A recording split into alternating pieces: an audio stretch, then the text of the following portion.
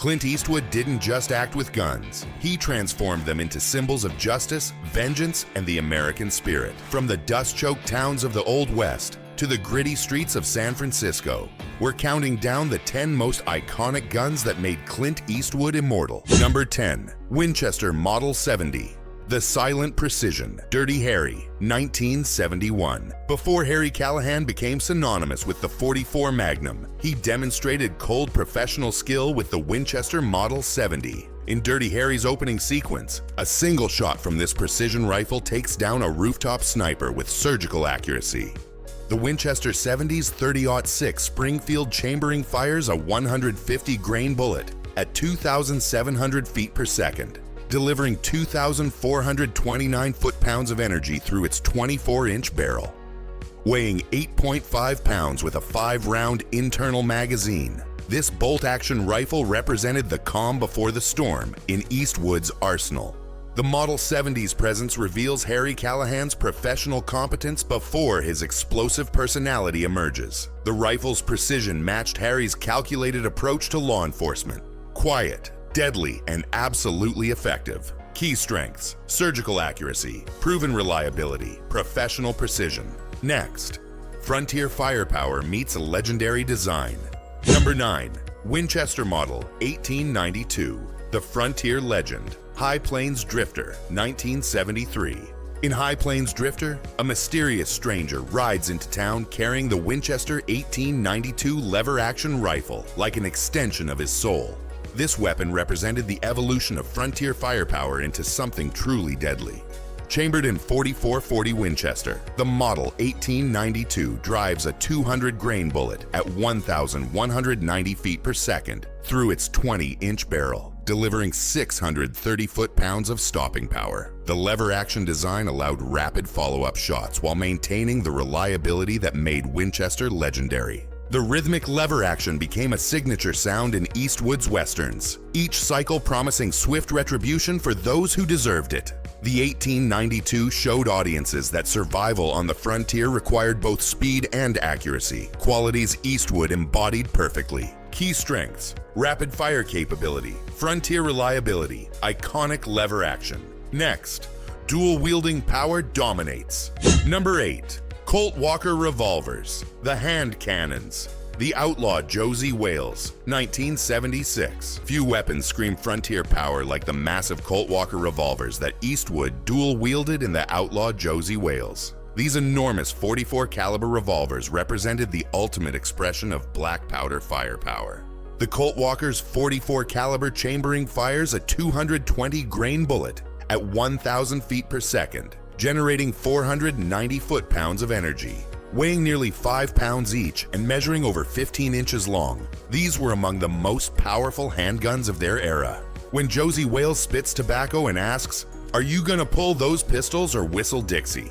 While wearing twin walkers, audiences knew they were witnessing cinema at its peak. These massive revolvers became symbols of overwhelming force wielded by a man who had mastered the most powerful handguns available.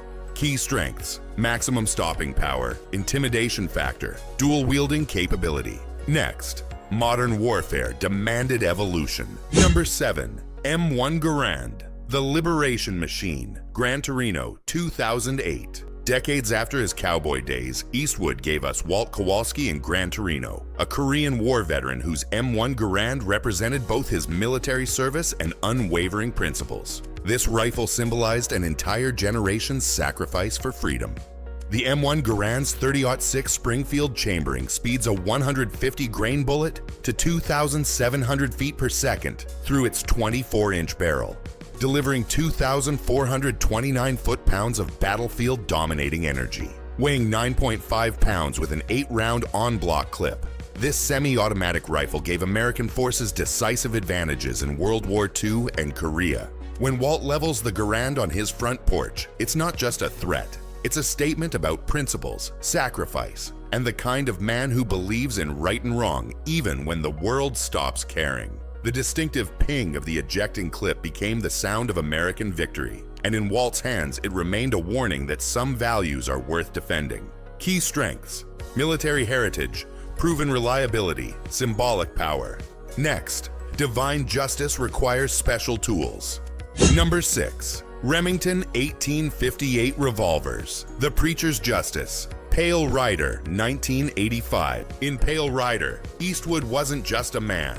He was something greater, a specter of divine justice. The twin Remington 1858 revolvers hidden beneath his preacher's coat became instruments of heavenly retribution. The Remington 1858's 44 caliber chambering fires a 220 grain bullet at 800 feet per second, delivering 312 foot-pounds of stopping power. These cap and ball revolvers featured solid frame construction that made them stronger and more accurate than many contemporary designs. When the preacher finally reveals his true nature and draws the twin Remingtons, that metallic click echoes like thunder from the heavens. Eastwood's portrayal showed that sometimes divine judgment requires earthly tools, and these revolvers served as the instruments of a higher power, delivering justice to those who had escaped it for too long.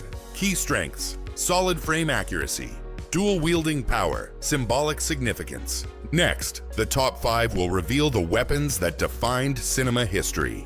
Number 5. M1911A1 Pistol. The Warrior's Code. Gran Torino, 2008. The M1911A1 in Gran Torino represented more than Walt Kowalski's military service. It embodied the warrior's code that defined his entire life. This pistol connected his past as a soldier to his present as a protector, bridging decades of service and sacrifice. The M1911A1's 45 ACP chambering drives a 230 grain bullet at 830 feet per second through its 5-inch barrel, delivering 350 foot-pounds of proven stopping power. Weighing 2.4 pounds with a 7-round magazine, this single-action pistol served American forces for over 70 years.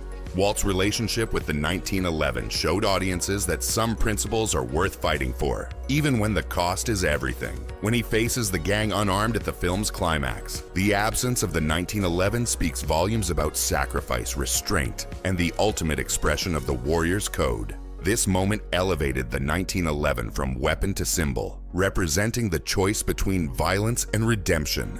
Key strengths: military heritage, proven stopping power, symbolic weight. Next, Western justice defined the legend. Number 4. Winchester Model 1873. The gun that won the West. 2 mules for Sister Sarah, 1970. The Winchester 1873 earned its nickname, the gun that won the West, and in Eastwood's hands it became a symbol of frontier determination. This lever-action rifle represented the perfect balance of power, speed, and reliability that tamed a continent.